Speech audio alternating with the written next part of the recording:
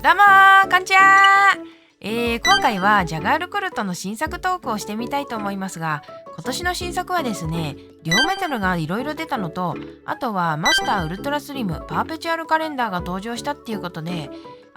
どれも超絶複雑機構を積んでいて、なかなか手を出しにくい価格帯ということで触れづらかったんですが、まあ軽めにですね、デュオメタルの方を取り上げてみたいと思います。はい。で、デュオメトルなんですけど、どんな時計かというのを最初に紹介しますと、1881年に開発された懐中時計があるんですが、そこに積まれていたムーブメントには香箱が2つ使われていたんですね。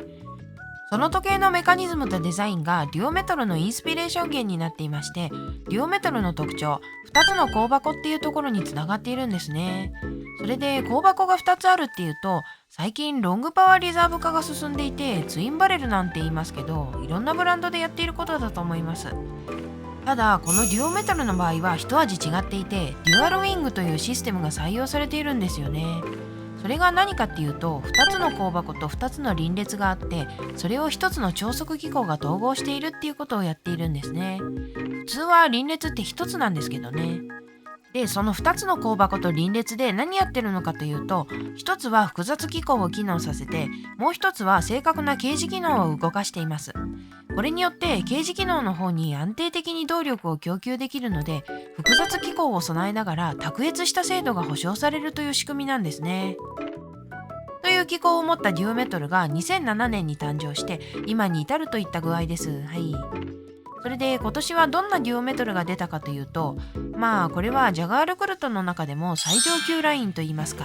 複雑機構てんこ盛りモデルなので、トゥールビヨンとか出ていますけれども、なかなか現実的なものではないのであれなんですが、私が注目したのはですね、新しいデュオメトルカンティエームルネールなんですよね。カンティエームはフランス語でカレンダー、ルネールは月のという意味で、カレンダーとムーンフェイズを備えています。で、いくつか触れていきたいところがあるんですけど、まずは先ほどの香箱が2つあるっていうことに関連して、パワーリザーブインジケーターが5時と7時のところに合わせて2つありますね。デザインも効いていて、普通の時計じゃない感があふれていますし、ある意味これがデュオメトルを象徴していますよね。それからあとはムーブメントなんですけど、仕上げがですね、明らかに違うんですよね。シンプルなレベルソなんかは面取りを機械によるダイヤモンドカット仕上げでやっているんですけど、これは手作業で仕上げをやっていてすごく綺麗ですね。まあ価格が違うので、この辺の手間のかけ方は当たり前ではあると言えますが、で、あとはデザイン的なところですが、風貌とケースが丸っこくなってますよね。この感じはすごく特徴的なものだと思いますが、最近加工の技術が向上して、昔風のドーム型とかボックス型の風貌を採用するブランドも増えてきている印象です。IWC の今年の新作のポルトギーゼも同じようにぷっくりした風貌になっていますよね。こういう風貌はクラシックスタイルに合っているので、ドレスウォッチの流れが来ればさらに増えていくのかもしれませんね。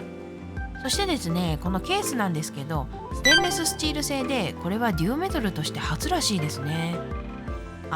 複雑機構を積んでると当然価格は上がってしまうんですけど、こういう風にステンレス板を用意してもらえると、まだ多少は買いやすいっていうのもあってですね、ありがたいと思います。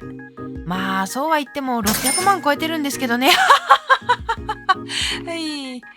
まあそんなこんなで今年デュオメトルの新作がメインでしたということで、今まであんまり注目してこなかったモデルではあったんですが、改めて見てみるとジャガールクルトらしい技術力の詰まったいい時計なんじゃないかと思いました。ただこの価格だと他にも選択肢が無限にあるので、なかなかここにたどり着く方も少ないのかもしれませんが、お金に余裕があり余っている複雑機構好きの方はぜひ一度ご検討くださいという感じです。はい。では今日はこの辺で。それではみんな、あったかくして寝ろよ。